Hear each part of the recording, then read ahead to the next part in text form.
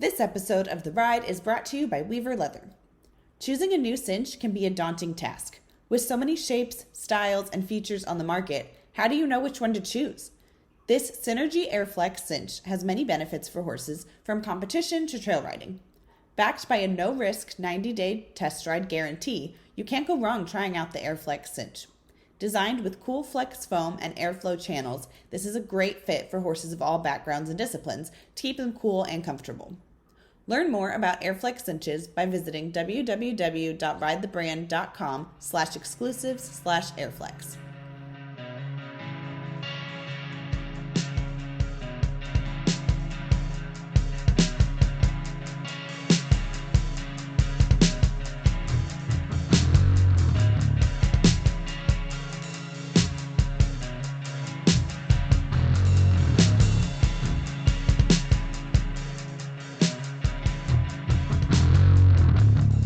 Had to smile over the years.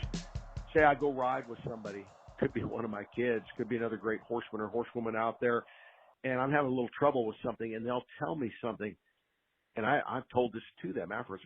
I said, that's the exact same thing I've been telling that middle-aged woman who has that backyard overweight horse that came to my clinic last week, and I told her the exact same thing, but it was just at a different level. Nothing changes. The principles are all the same. It's like, I know this.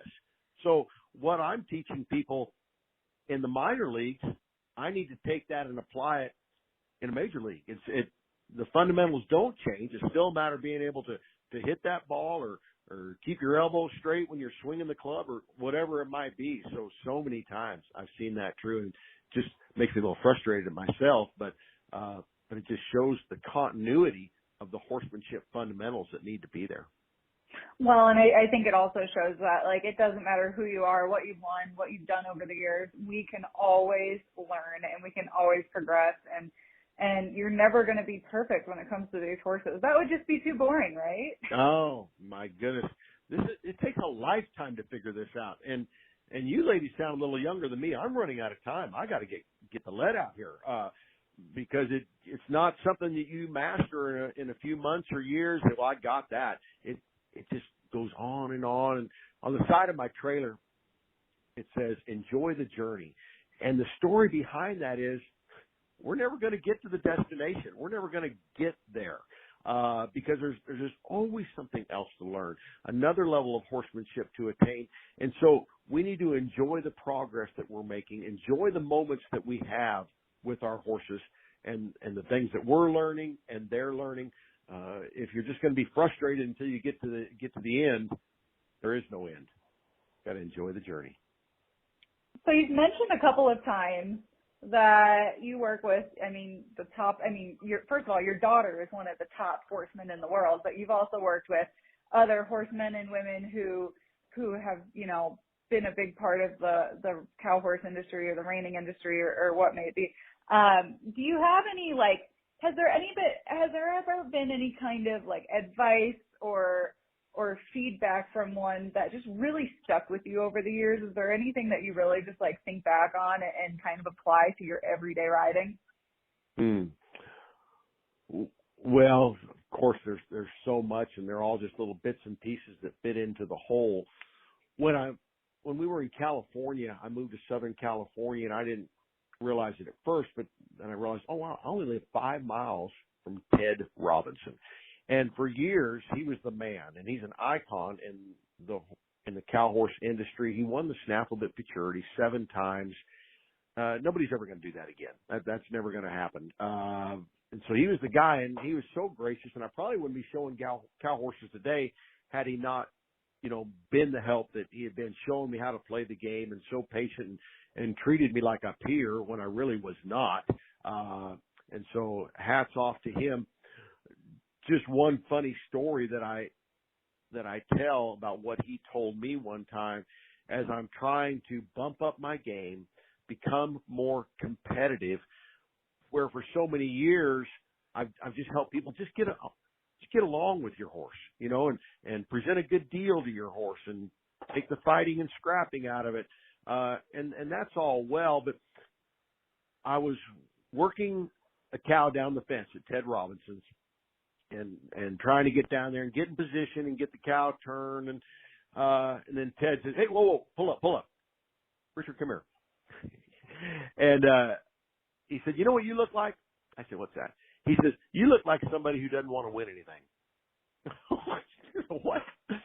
And what he was saying is, hey, you can't just play sandlot baseball here. It's not just patty caking around. You're asking your horses to step up to the plate at a professional level here, and just pony lope around like you do at your clinics. That ain't going to cut it. I'm thinking that if I had a bunch of kids and we were playing t-ball and they were on my team and it was a little hot, I might say, "Oh, kids, it's hot. Let's just go get a snow cone." But if you're on a major league baseball team and you're getting paid millions of dollars a year, coach might say, "You know what? Double practices today, boys. You really want to be on this team?" And so it's taking everything to another level. And I find myself, even today, I can go do all the maneuvers and I compete. And sometimes I do well, sometimes I don't do as well. But I've got to step up my game, and there's another level of intensity and mental preparedness and athleticism that the horses and riders have who are beating me. And so that always stuck with me over the years. It's kind of funny, but he was such a big help. And anymore, some of my biggest help and greatest mentors is my little girl and her husband. They are amazing, and they show me so much. And my son-in-law, Chris, and him and his wife are both $1 million riders in the National Range Cow Horse Association. That makes me a $1 million sire. You can go ahead and put that in the footnotes. But he would, when we moved down here, I would go out and get help from him and say, "Hey, I'm showing you some things here, but don't throw away who you are. You're not going to be Chris Dawson. You're not going to be Sarah Dawson. You're going to be Richard Winters. And if we can show you a technique or a little aid or something you can incorporate into what you're doing, but don't try to do it the way we do it. That's not going to fit you. It's not going to fit well on you." And I thought that was really good advice. He said, "Hey, you've been doing for 30 or 40 years. You've been doing successful things with horses, and I'm not asking you to throw all that away. I'm just giving you little bits and pieces that you can add on to what you're doing so that it becomes uniquely yours." Because I think that you and I and everyone who goes and gets help, we're going to be uncomfortable, and it's going to be ill-fitting to try to be someone else, to put on someone else. And so of late, I've been thinking of that a lot and applying my own horsemanship principles that have always been important to me, but incorporating some of these new techniques and maybe some things that I haven't thought about and have it fit into what I'm already doing. Absolutely. So you mentioned your daughter, Sarah, and I know that you guys have both participated in the Road to the Horse, and you together and you alone, I think. So can you just tell us a little bit about that and your experience with that and how you were able to do that with Sarah? Well, that has just been such a fun ride. And you can imagine if you're a parent and you have a child who's interested in the same things that you are. And so she's always been a horse crazy girl. That's what she's always done. But when she was very young, then she was getting thoroughbreds and quarter ponies and training them and showing them and selling them. And she had more money in the bank than I did. But she would go off to one of our clients who was a 3-day eventer, and she'd go ride with her for the weekend. They'd go to a horse show, and I was going to cow horse shows. And then I talked her into this idea of, "Hey, sell this thoroughbred mare, and let's go partners on this bridle horse. And I'll show them in the open, and you'll show them in the youth." And so that got us back together again, going to these horse shows. And it was just so much fun. And she just started cleaning up, in all the youth classes and, won the youth limited world. And then the next year she won the youth world where they go down the fence. And then she started riding in the open. And yeah, it's just been such a great ride. She rode with us for years. Then she went out and people saw her and said, "Hey, does Sarah want a job?" And she went off to Joanne Carollo's, and she went to Sandy Collier's, and then she went to John Roser's, then she went to Carol Rose's, and And she actually came back to us for a little bit, and then she got married. And that was the end of that game.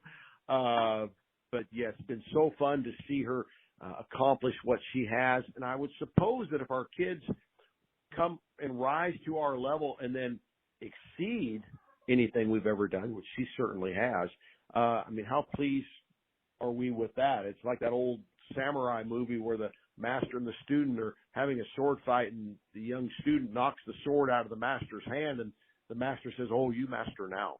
And so the roles have really changed, and it was a big deal for her last year to gain the $1 million status in the cow horse thing. That takes a lot of work to win $1 million because there has not been that much money up historically.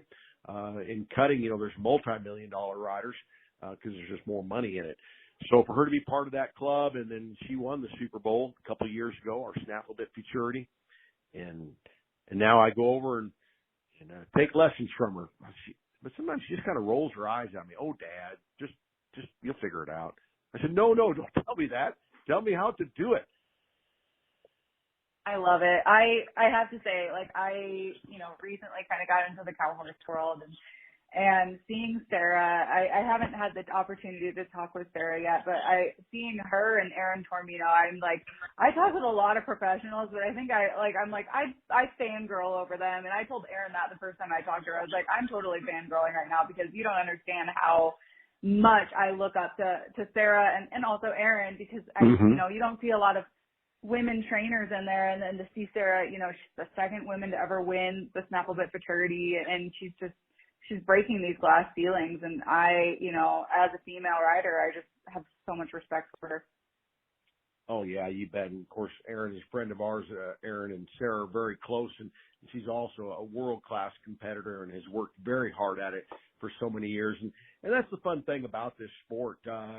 Although if you look at the numbers, it is dominated by men, but there's not a handicap for women. There's no reason why a woman with desire can't go out and be very competitive, as both those ladies have shown. If you're willing to put in the time and the energy, you can be just as successful.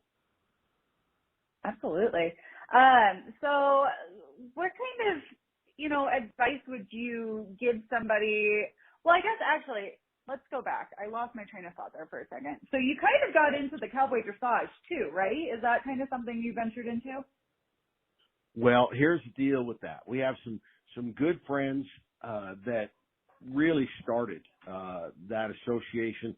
Aton Beth Halakmi and his wife Debbie were very instrumental in that. Jack Brainerd helped them a lot in getting that up and going. And so we were doing some other events with them. They used to call it Light Hands Horsemanship out in California. And so that introduced me to what they were doing. And they said, "Hey, you should come and compete." And, with my clinic schedule and such, I only got one game I can really play, and it was the cow horse thing. And I don't get to as many of those as I want to. But they were doing some kind of top hand world finals or whatever. And so I'd never competed, but I went and I tried to figure out what the game was, and had a little bit of success in that thing. But it was kind of a one-off. It was a lot of fun. But now here's the deal. I made the finals. If we had to do the whole thing over, I bet, I don't know if I'd even place, because as it should be, everybody that follows that thing has just continued to bump up their game. And I just showed up with a broke horse and did pretty well, but people are riding better horses. Their horsemanship is increasing.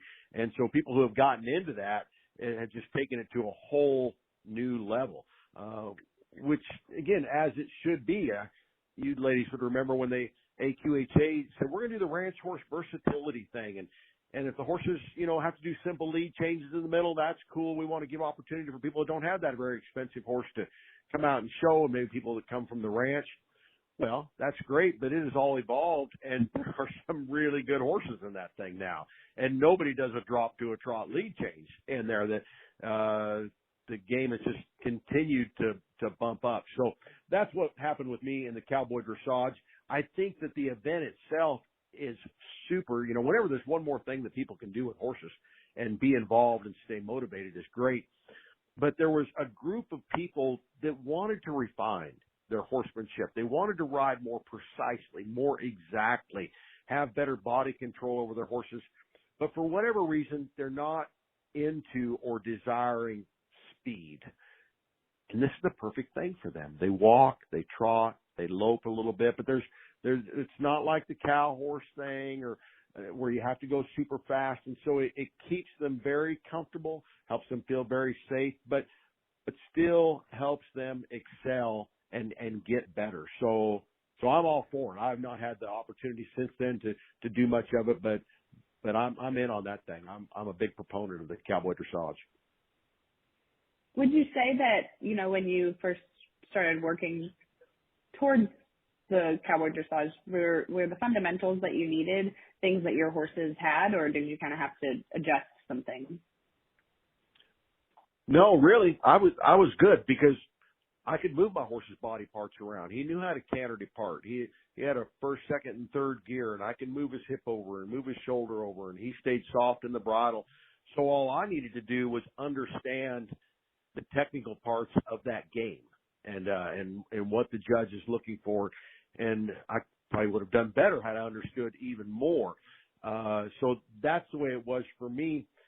And it reminds me of some contemporaries that I have, world-class horsemen that do the clinic thing, and they're very, very talented. And a couple of them have dipped their toe into the cow horse thing, which I thought was great. Yeah, come out and do it. But one of those individuals told me one time, he said, well, I knew he was getting ready to show it to futurity. I said, have you found some guys that can that you're riding with that are helping you? And he said, well, you know what? I know horses and I know cattle. I'm all right. Oh, okay. All right. Well, I remember after the horse show was all over, I said, man, so great that you were here, and I hope you come back and show some more. This is super fun. And he just looked at me and said, I wasn't ready for this. Because how would you know how to play this game? It is a game that has rules, that has techniques, and you can't just be a great horseman and know how to train a horse if you're going to do a particular discipline. And that's the way I was in cowboy dressage. You got to figure out what is the expectation there and what are they looking for. So that was very telling in that example right there.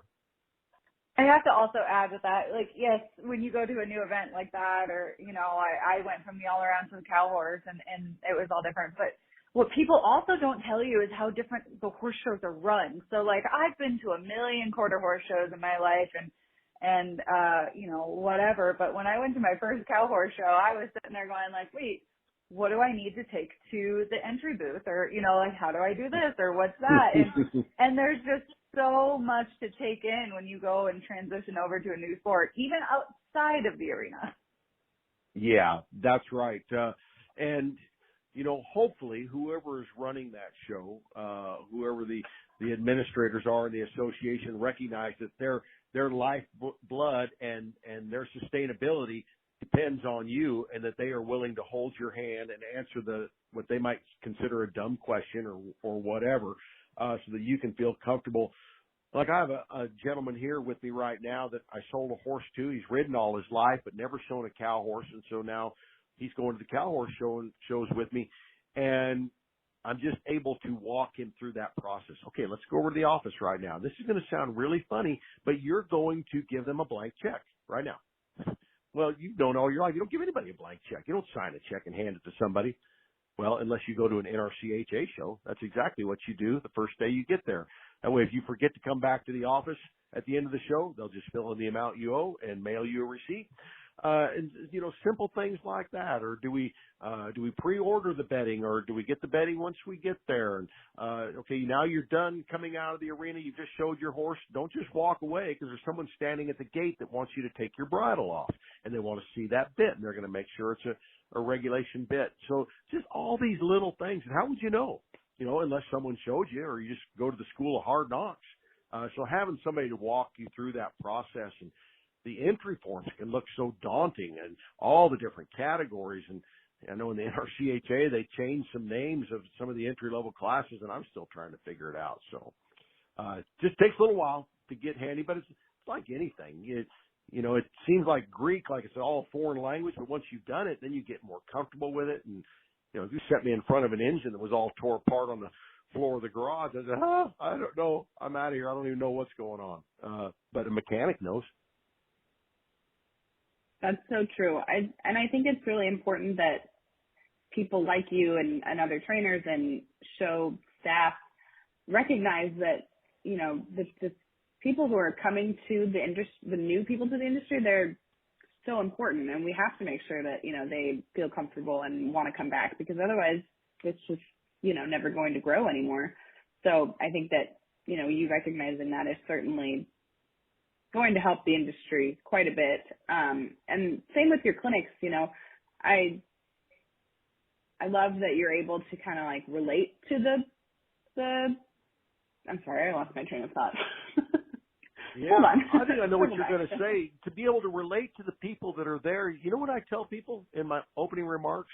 I don't know what you think about Richard Winters or if you think I'm really talented or whatever. I said, I am more like you than I am not like you. I'm just a little kid that loved horses.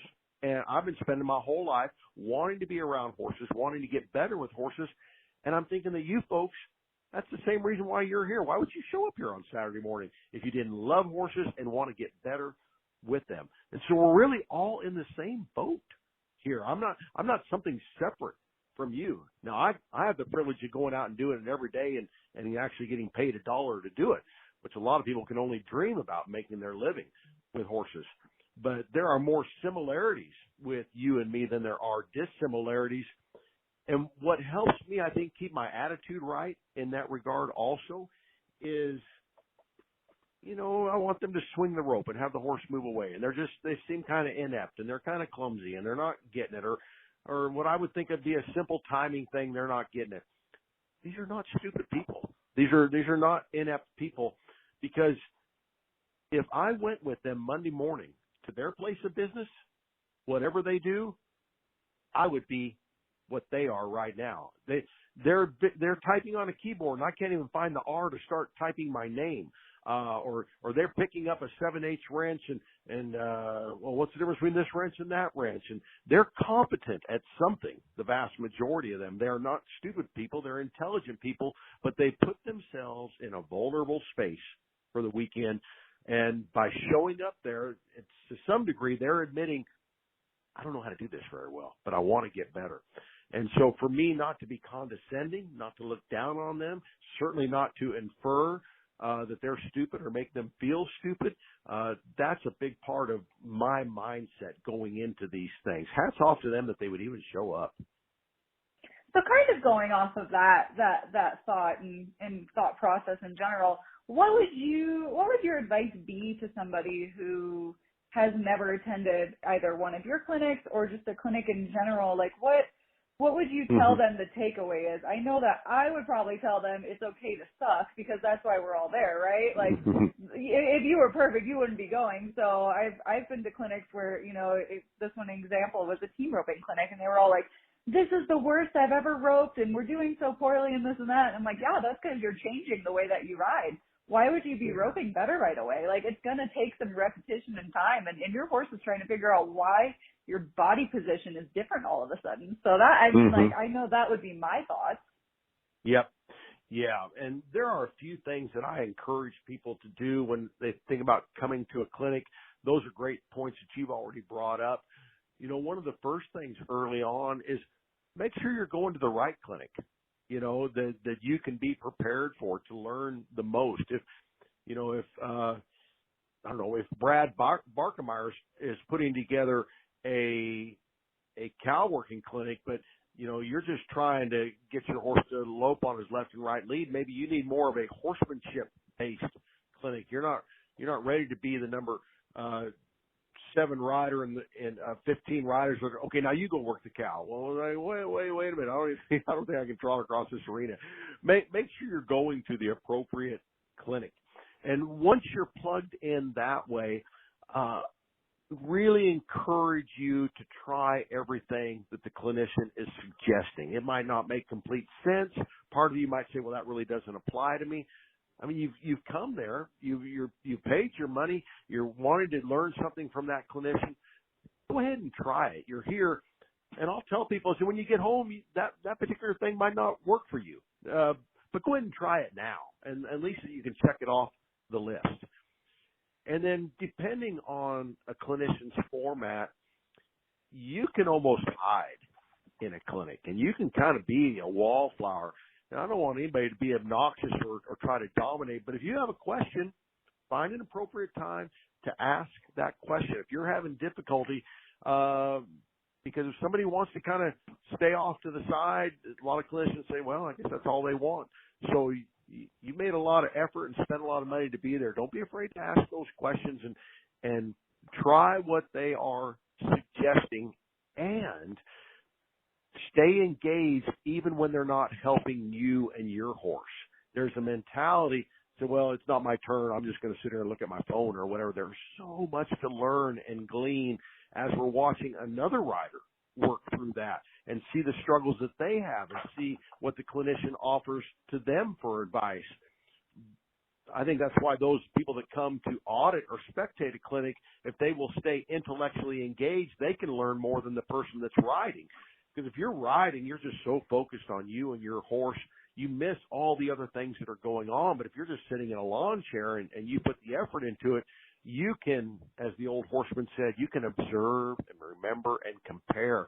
Oh, well, that's how the clinician helped that horse.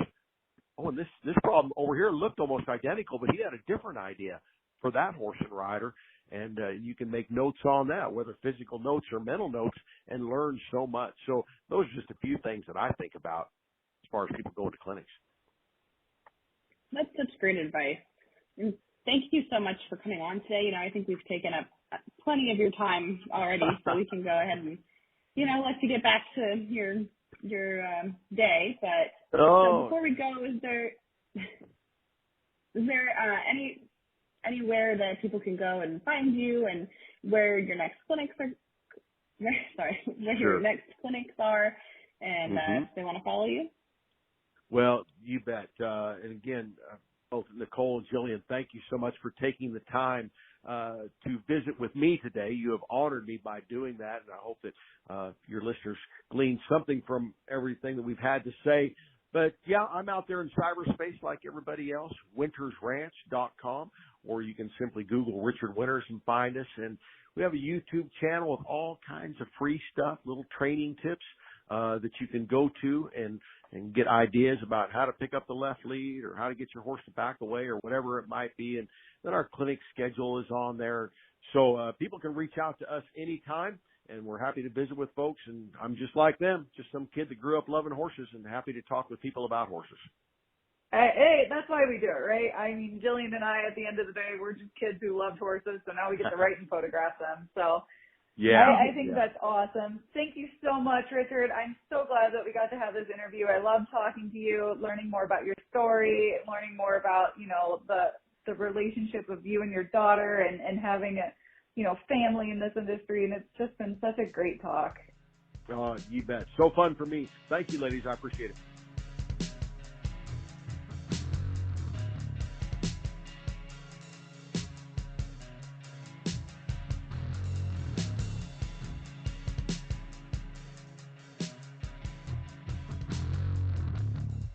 Thank you guys for tuning in to the Ride Podcast. We hope you enjoyed this episode, and please be sure to subscribe wherever you listen to podcasts.